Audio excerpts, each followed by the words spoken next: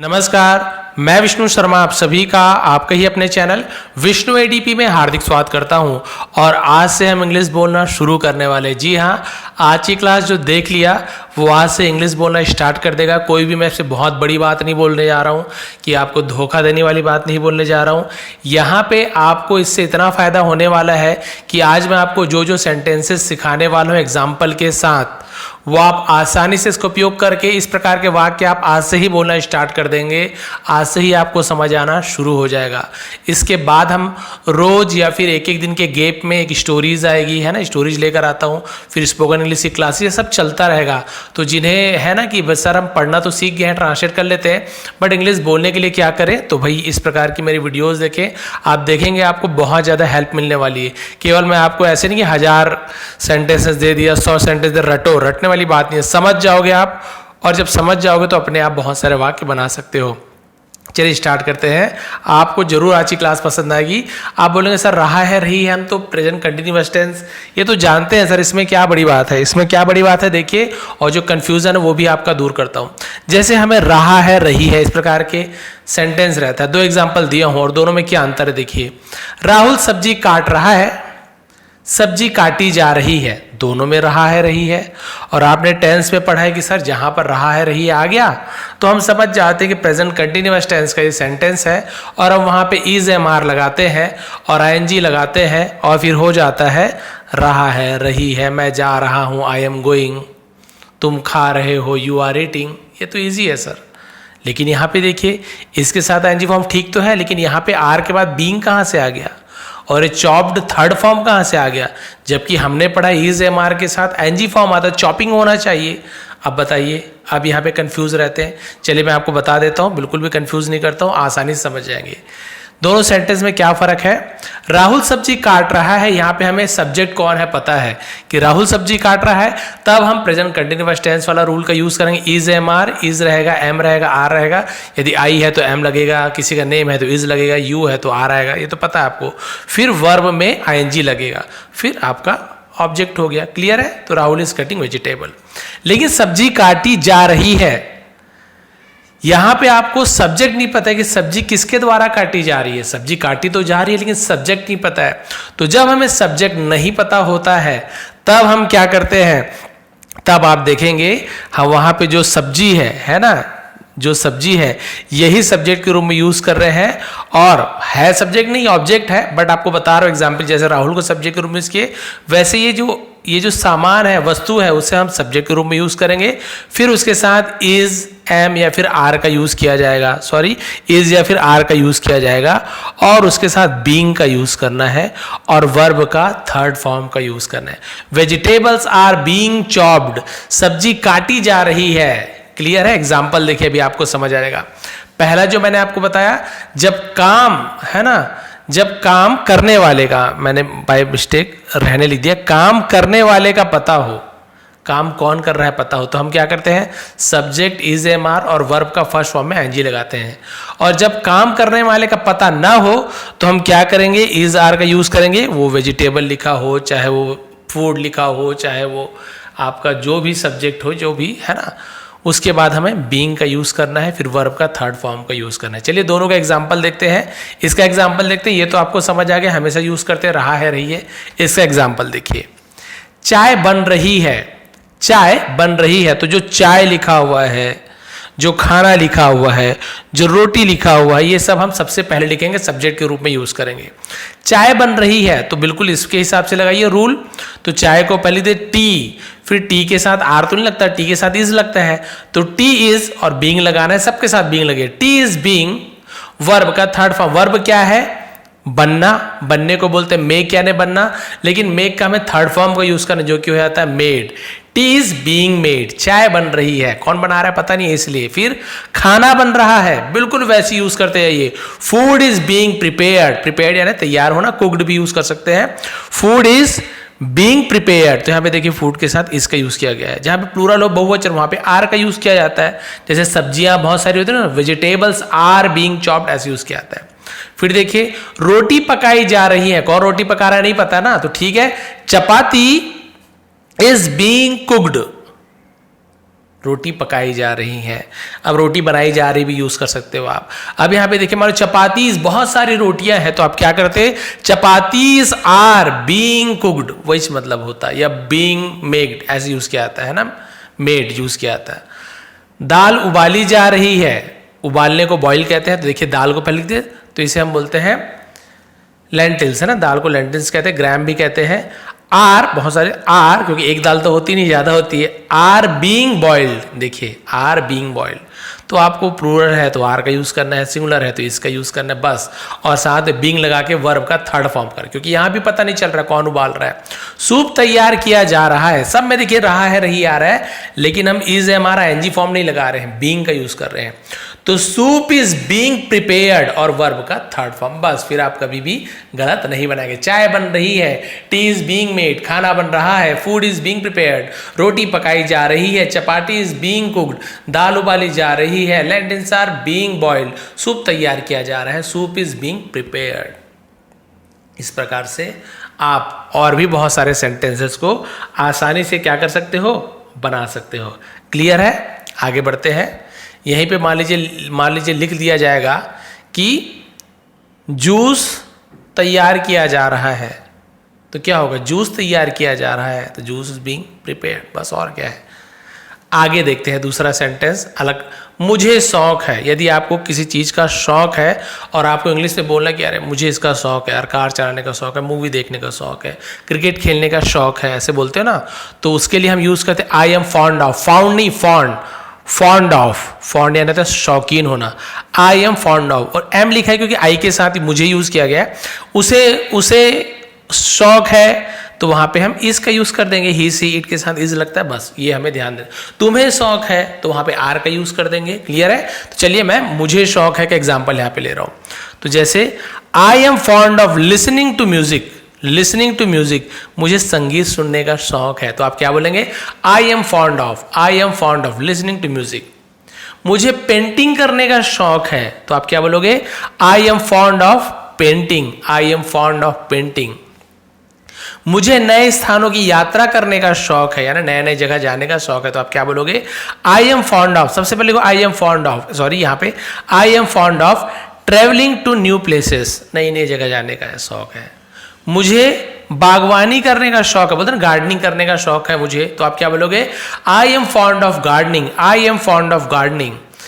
अब जैसे मैं बोल रहा हूँ, एग्जाम्पल मैंने बदल दिया है जानबूझ के, मैंने, उसे फुटबॉल खेलने का शौक है, उसे, अब यहाँ पे आई एम तो बोलोगे नहीं भाई, उसे शौक है, तो लड़का है तो हम बोलेंगे वहाँ पे ही का यूज करें, ही इज फॉन्ड ऑफ, बस ये चेंज हो जाएगा, ही is fond of playing football. मुझे फुटबॉल खेलने का शौक है तो क्या हो जाता, आई am fond of playing football. और मान लो बोलूंगा तुम्हें फुटबॉल खेलने का शौक है तो क्या हो जाता, you are fond of playing football. बस इसके हिसाब से चेंज करते जाइए। और आप देखिए यहाँ पे तो मैंने 5 एग्जाम्पल दिए, कि आप 5 से ज्यादा नहीं बना पाओगे। आप जितने आप शौक है बना सकते हो ना, आप आराम से उसके इंग्लिश में ट्रांसलेशन कर सकते हो, बस थोड़ा सा मीनिंग आप वोकैबुलरी उसकी पता होनी चाहिए। जैसे मुझे क्रिकेट खेलने का शौक है तो क्या होगा, मुझे, तो आई am fond of playing cricket, है ना, प्लेइंग क्रिकेट, ऐसे यूज करोगे आप, तो वहां पे आप देखोगे आईएनजी फॉर्म का यूज किया था। आई एम फॉन्ड ऑफ के बाद आपको आईएनजी फॉर्म का यूज करना है। सब में देखिए आईएनजी फॉर्म का यूज किया गया है। इज है इसलिए आईएनजी शौक है, लेकिन रहा हूं रही नहीं लिखा हुआ है, इसीलिए कहा गया जब इंग्लिश बोलते हैं ना तो आपको अलग, आपको यहाँ पे रूल रेगुलेशन मिलता है, लिखते हैं तो अलग, इसलिए आपको इस प्रकार की क्लासेस ज्वाइन करनी चाहिए, आप आसानी से बोल पाएंगे। आगे बढ़ते हैं।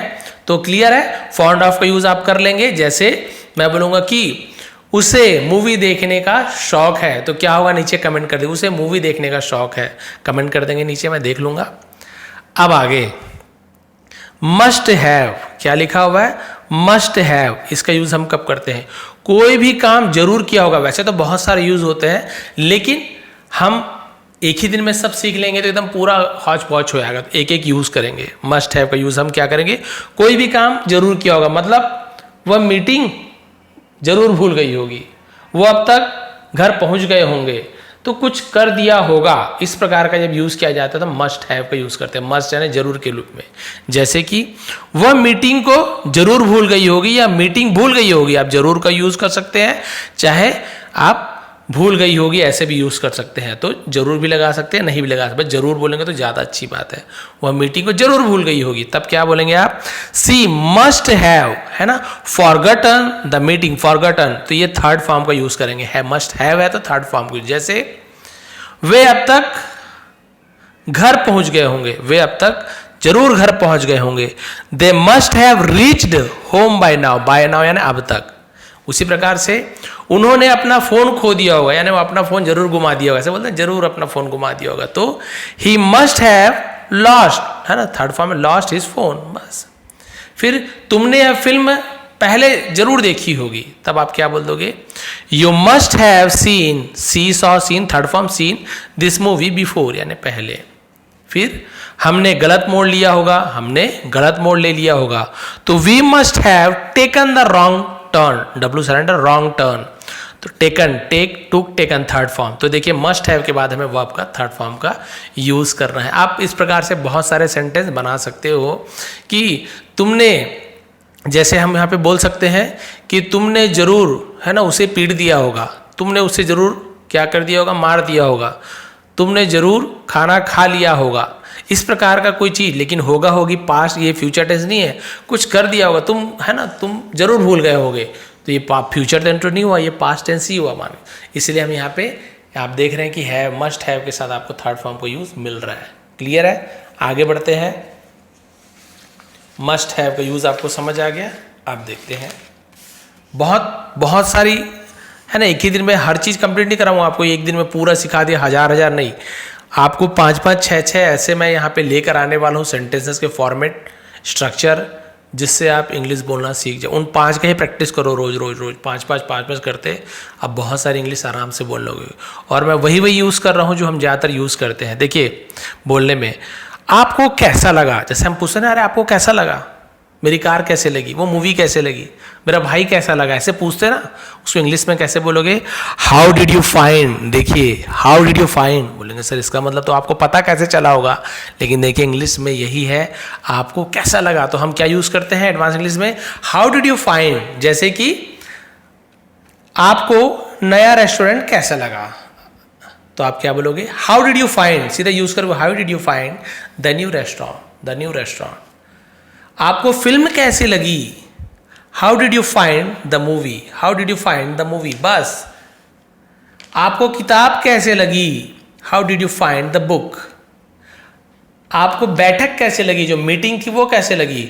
How did you find the meeting. आपको ये प्रोग्राम कैसा लगा, कार्यक्रम कैसा लगा, इवेंट कैसा लगा, तो how did you find the event. बस देखिए लास्ट में the meeting, the book, the movie, है new restaurant, the event, last में द लगा के आपने उसका यूज कर दिया। बाकी स्टार्टिंग में how did you find, how did you find, how did you find. आपको आज की मैच कैसा लगा, आपको आज की मूवी कैसे लगी, आपको मेरी नई शर्ट कैसे लगी। क्या ये सबको आप बना सकते हो? बिल्कुल बना सकते हो। आपको मेरी नई शर्ट कैसे लगी, तो how did you find my new shirt हो गया। और क्या है? How did you find my new shirt. सब में द नहीं लगेगा, देख लेंगे आप। फिर आप बोलेंगे कि आपको मेरी बहन कैसे लगी, है ना, मेरी बहन का आदत व्यवहार कैसा लगा, तो मेरी बहन कैसे लगी, how did you find my sister. बस इस प्रकार से आप देखिए, यहाँ तो मैंने 5 दिया है, लेकिन आप बहुत सारा बना सकते हैं कि आपको कैसे लगी। किसी से आपको पूछना होगा आपको कैसे लगी, तो आप इस प्रकार से यूज करेंगे। ठीक है, तो आपको शर्मा सर की क्लासेस कैसे लगी, तो फिर आप बताइए उसका ट्रांसलेट क्या कर सकते हैं आप। अब सबसे बड़ा कंफ्यूजन दूर करने वाला हूं, यही आज का लास्ट है, ये तीनों आपको बताने वाला हूं। Could have, would have, should have. जिन्हें पता है उनके लिए तो कोई बात नहीं, बट जिन्हें नहीं पता है शायद वही वीडियो देख रहे होंगे। तो could have, would have, should have, एकदम सर घूम जाता है, सर ये कुड हैव क्या है, वुड हैव क्या है, शुड हैव क्या है, इसका यूज बताएंगे। चलिए हम बताते हैं। सबसे पहले हम देखते हैं कुड हैव का यूज करते हैं। सकते थे, कुड हैव यानी सकते थे। जैसे हम बोलते हैं ना कैन यानी सकना, कर सकता हूं, उसी का कुड होता है पास्ट टेंस, कर सका। लेकिन कुछ काम कर सकते थे तो हम वहां पे कुड हैव का यूज करेंगे। जैसे आप मुझे कॉल कर सकते थे, एकदम नाराज हो गए हो, पत्नी बोल रही है आप मुझे कॉल कर सकते थे, तो आप क्या बोलोगे? You could have called me. तो कुड हैव के साथ आपको वर्ब का थर्ड फॉर्म का यूज करना है। हैव लग गया तो थर्ड फॉर्म का यूज करेंगे। कॉल का सेकेंड और थर्ड फॉर्म कॉल्ड ही होता है। आप मुझे कॉल कर सकते हो। तो सकते थे आना चाहिए लास्ट में ना। वह घर जा सकता था, कुछ भी लड़ाई झगड़ा आपको बोलना है वो घर जा सकता था, लेकिन आपको इंग्लिश में बोलना, आप क्या बोलोगे? He could have gone home. तो देखिए go and gone, third form gone. Home to का यूज नहीं करते होम के पहले। यदि यहां पे बोलते वह स्कूल जा सकता था तो आप क्या बोलोगे? He could have gone to school. वह बाजार जा सकता था, he could have gone to the market, ऐसे होगा। बट होम के पहले वहां पे टू का यूज नहीं किया जाता है। क्लियर है? कुड हैव सकता था, वर्ब का थर्ड फॉर्म। हम ये मैच जीत सकते थे, देखो बोल रहा हम ये मैच जीत सकते थे, सकता था, सकते थे, इस प्रकार का यूज किया जाता है। तो वी, हम है तो we could have won this match. तो विन का थर्ड फॉर्म वन होता है, सेकंड थर्ड दोनों वन होता है।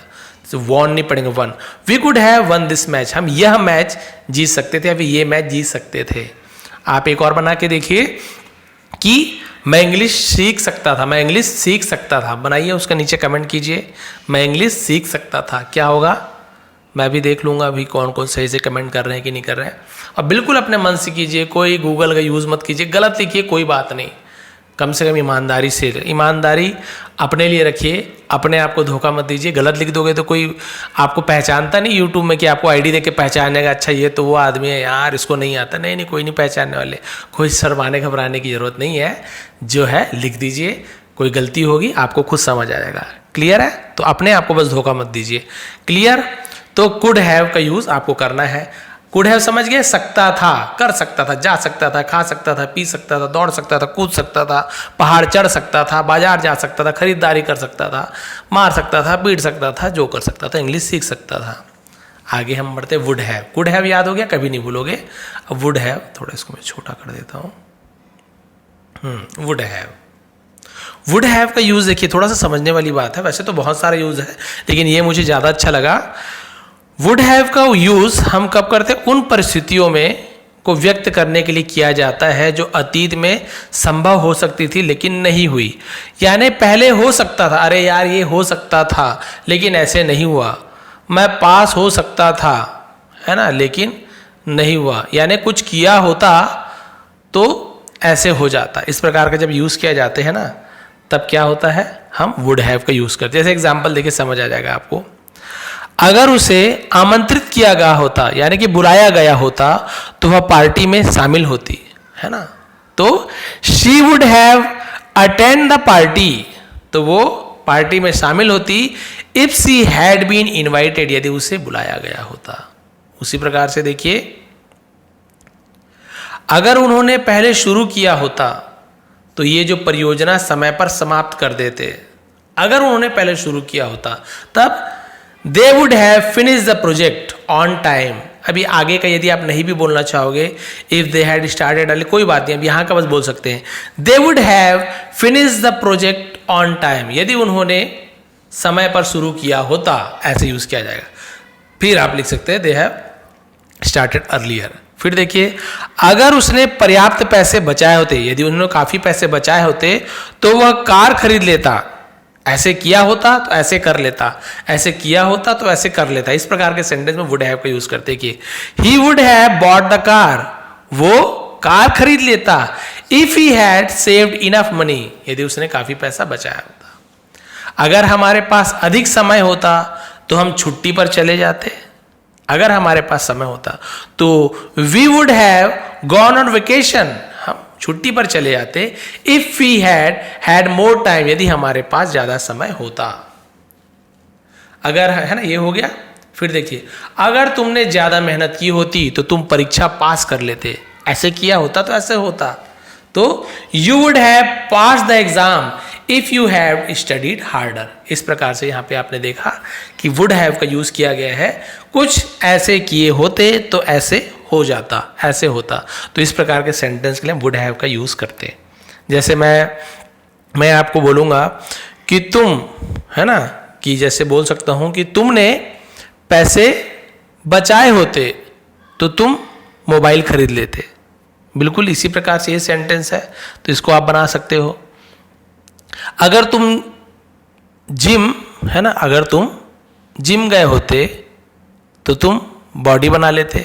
इस प्रकार का सेंटेंस भी आप यूज कर सकते हो। ठीक है, क्लियर है। अब वुड हैव भी हो गया। आप देखते शुड हैव, ये इजी है। शुड हैव चाहिए था, आपको कुछ करना चाहिए था, तो आप शुड हैव का यूज करेंगे। देखिए, तुम्हें ज्यादा मेहनत से पढ़ाई करनी चाहिए थी, यानी ज्यादा मेहनत करनी चाहिए थी। देखिए, you should have studied harder, उसे तुम्हें कॉल करना चाहिए था, तो she should have called you. Have है तो वर्ब का थर्ड फॉर्म, देखिए सब में थर्ड फॉर्म लगा है। उन्हें अब तक पहुंच जाना चाहिए था, या फिर वे या उन्हें, है ना। They should have arrived by now, by now यानी होता अब तक, शुड हैव कुछ करना चाहिए था।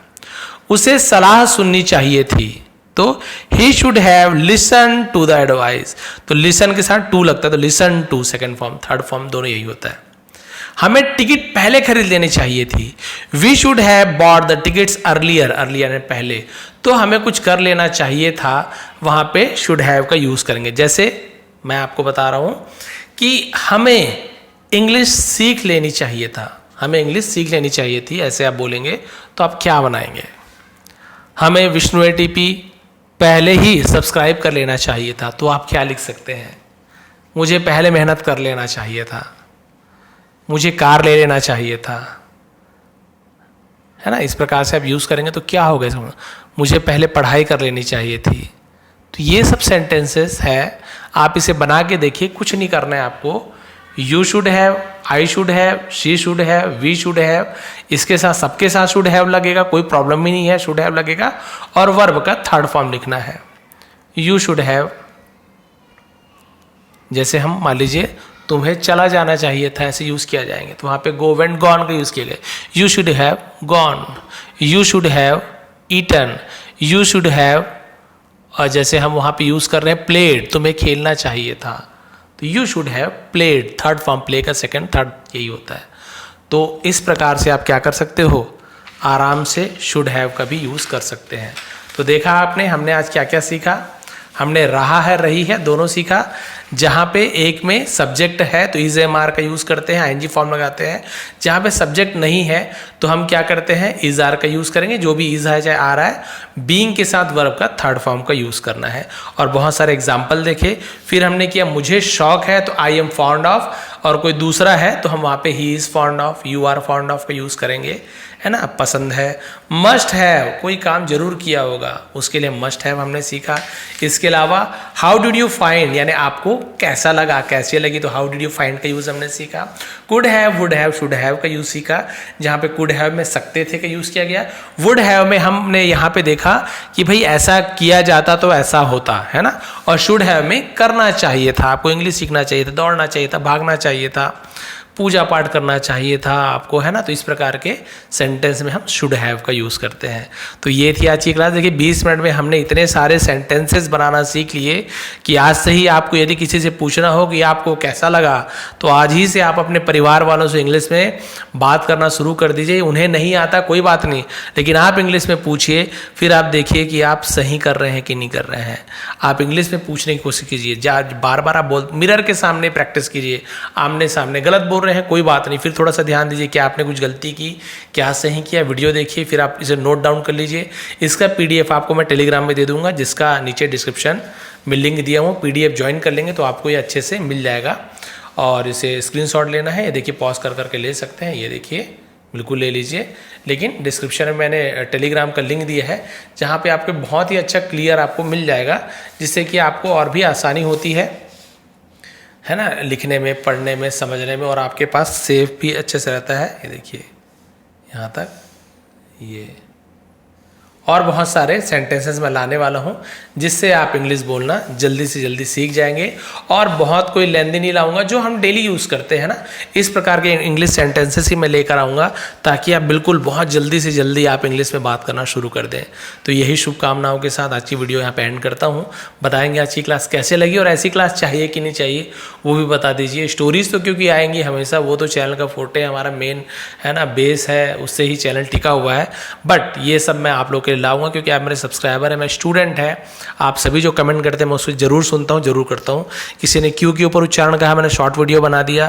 किसी ने कहा सर हिंदी टू इंग्लिश, तो मैंने कल हिंदी टू इंग्लिश लाया। किसी स्टूडेंट ने कहा सर इंग्लिश बोलना सीखना है सर, बहुत प्रॉब्लम होती है, तो मैंने, और ये केवल एक लोगों का कमेंट नहीं रहता, बहुत लोगों का कमेंट रहता है। एक बोलते हैं तो बहुत लोगों का फ़ायदा हो जाता है। तो बताएंगे कैसे लगे। आप सभी का बहुत बहुत धन्यवाद। आपका दिन शुभ रहे।